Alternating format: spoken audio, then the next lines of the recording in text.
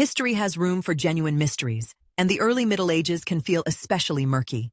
Records are uneven, many texts survive only as later copies, and some medieval charters were forged, expanded, or rewritten to serve institutional interests. That starting point is well supported. It is one reason the phantom time hypothesis attracts attention. It takes a real weakness in the evidence and pushes it to a dramatic conclusion, that roughly 297 years, from AD 614 to 911, were simply invented. In the best-known version, proposed by Heribert Illig, this would mean a large part of what we call the Carolingian era never happened in the way we think, and even Charlemagne's historicity becomes deeply questionable. The theory is provocative because it promises to expose not just errors, but manipulation on a civilizational scale. Illig's central line of argument begins with the Gregorian calendar reform of 1582. Very simply, he argues that if the full span of time since Julius Caesar's calendar had really passed, more days should have been dropped to correct the drift. Since fewer were skipped, he suggests that nearly 3 centuries had been inserted into history. He also suspects that Emperor Otto III and Pope Sylvester II had a motive. They wanted to live in the symbolic year 1000 and could have shifted chronology to make that happen. It is an elegant story. But a neat story is not the same as a sound historical argument. The decisive problem comes at the point where legitimate source criticism turns into an enormous claim. Yes, early medieval evidence can be weak, scattered, manipulated, or preserved in copies. But moving from "some records are uncertain" to "3 entire centuries were invented" is the crucial leap, and it is unsupported. To make phantom time work, the disputed centuries would have to collapse not only in written sources, but materially, astronomically, and internationally. The calendar argument itself is weaker than it first appears. The Gregorian reform was not designed to calculate the total elapsed time since Caesar. Its practical purpose was to bring the calendar date back into better alignment with the spring equinox for church use, especially for calculating Easter. A misaligned calendar by itself does not prove missing years. It shows drift between calendar dating and the seasonal marker the church cared about. That is a real issue, but it is not evidence that centuries vanished. Once we step outside the calendar question, the case for phantom time becomes much harder to sustain. One of the strongest material counters comes from dendrochronology, the dating of timber through year-by-year tree ring patterns. This is strong evidence because the sequences are built from overlapping real wood samples, not from copied texts. Timber from one period overlaps with timber from another, creating continuous ring chronologies that can be checked regionally. Critics sometimes say, this is circular because historical assumptions enter the dating, but that objection is weak here. The core method depends on wood-to-wood overlaps, and major chronologies, including German and Irish ones, were constructed independently and then cross-checked. A concrete example matters.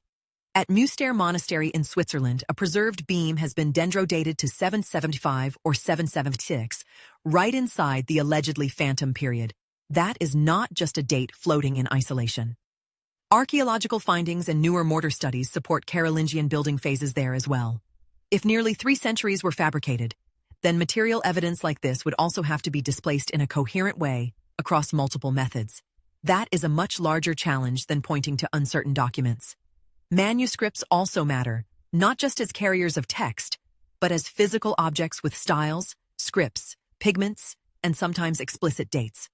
The material culture associated with Charlemagne's world includes illuminated manuscripts dated by paleography, art history, and at times direct dating clues. A standard example is the Godescalc Evangelistary, usually placed around 781 to 783. You do not need to assume every traditional date is perfect to see the point.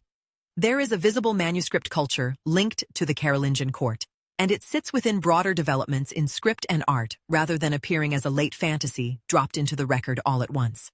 Textual evidence, though imperfect, is stronger than the hypothesis allows. The Codex Carolinus preserves 99 papal letters sent to the Carolingian court between 739 and 790. Alcuin's letters survive in multiple traditions. Einhard, the famous biographer of Charlemagne, is certainly biased, but bias affects interpretation.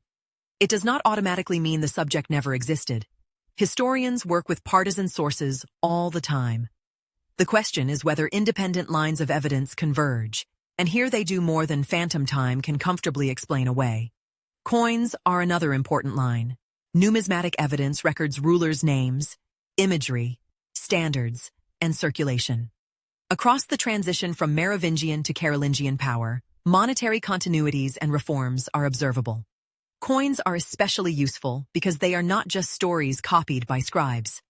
They are mass-produced objects moving through economies, turning up in finds, hoards, and trade contexts. To erase nearly 3 centuries, one would need to account for those monetary patterns as well. And then there are synchronisms with the wider world.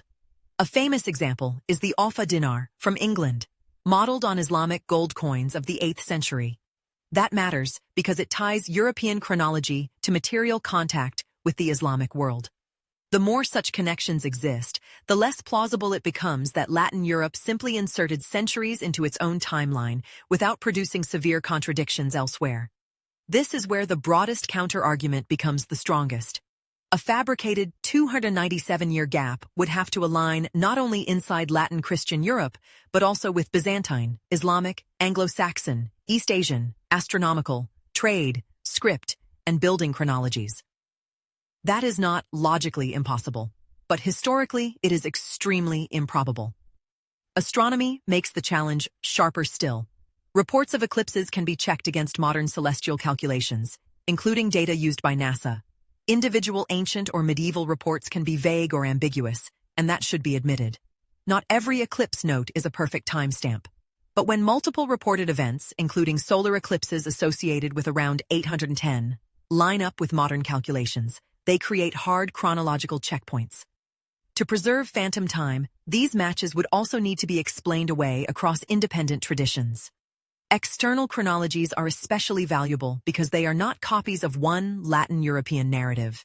Byzantine, Islamic, and East Asian timekeeping traditions are all imperfect in their own ways, but their independence is precisely why they matter. If all we had were later Latin chronicles, skepticism could go much further. But when different civilizations, using different systems, and preserving different kinds of records, still produce timelines that can be synchronized through diplomacy, trade, objects, and astronomy, the room for a giant fabrication narrows dramatically. At this point, some supporters of alternative theories reply that the academic world simply protects itself. There is a small truth worth granting here. Outsider ideas can indeed be mocked too quickly. Academic consensus is not sacred, and strange claims should not be dismissed only because they are strange. But in this case, rejection does not rest on authority alone. It rests on converging evidence: timbers, manuscripts, papal letters, coins, astronomy, and external synchronisms. That does not mean every date in the early Middle Ages is beyond dispute. Far from it. The period remains unevenly documented. Some texts are late copies, some charters were manipulated, some narratives are partisan. Source criticism is necessary, and the phantom time debate is useful to the extent that it reminds us not to confuse textbook confidence with final truth. But that useful lesson is not the same as accepting the theory itself. On the central claim, the balance of evidence points strongly the other way.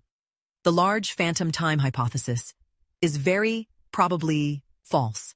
Its key calendar argument misfires, and it runs into serious contradiction from dendrochronology, archaeology, manuscript culture, papal correspondence, coinage, astronomical checks, and independent non-Latin chronologies. The burden of proof for deleting 297 years from history would be enormous, and the available evidence does not come close to carrying it.